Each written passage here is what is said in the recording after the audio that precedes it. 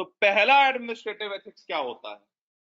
Ethics, as far as administration is concerned, shall mean when a civil servant pledges himself to. Ethics, जब administration की हम बात करते हैं तो एथिक्स का मतलब क्या है?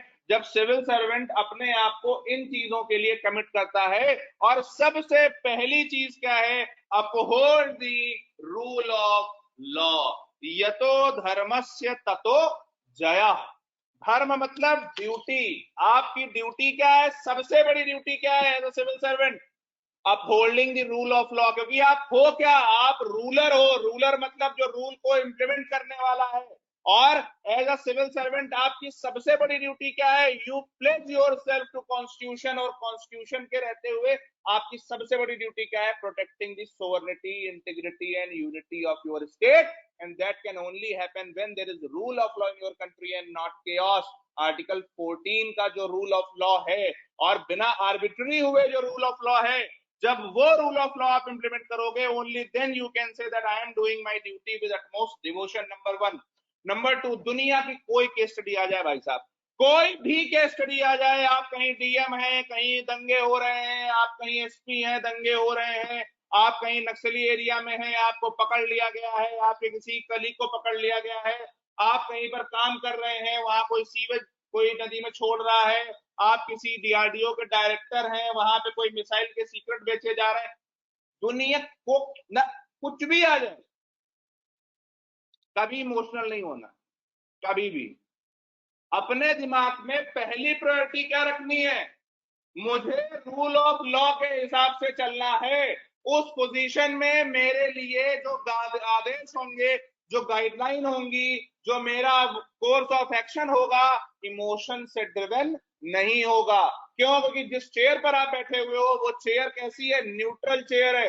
वो चेयर कैसी है? ट्रूली बाई पार्टीशनशिप में बिलीव रखने वाली है। और उस चेयर पर तुम्हें गाइड तुम्हारे पूर्वाग्रह प्रेरोगेटिव नहीं करेंगे। उस चेयर पर तुम्हें गाइड क्या करेगा?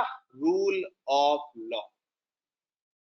इसलिए पहला काम क्या होता है किसी भी सिविल सर्वेंट के लिए, कि जिस जगह पर आप जा रहे हो, जिस पद पर आप बैठ रहे हो, उस पद को रेगुलेट करने वाले, उस पद को चलाने वाले, उस पद पे जो शक्तियां आपको मिल रही हैं, वो किस लॉ से मिल रही है?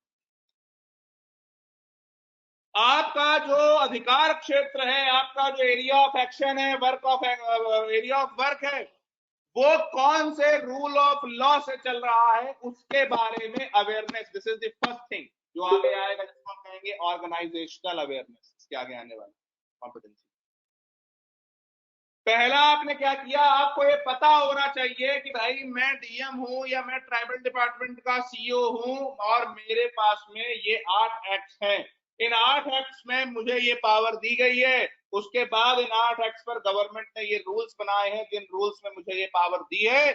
चीज होती है कि क्या आपको अपना काम पता है? Understanding own work. ऑर्गेनाइजेशन में जब लोग जाते हैं तो बहुत बार क्या होता है कि they don't understand what their work is. They try to tell people what you should do without realizing what their own work is. Their job is not to preach the people. Their job is not to suggest people on every step, but just do their work, whatever has been given to you.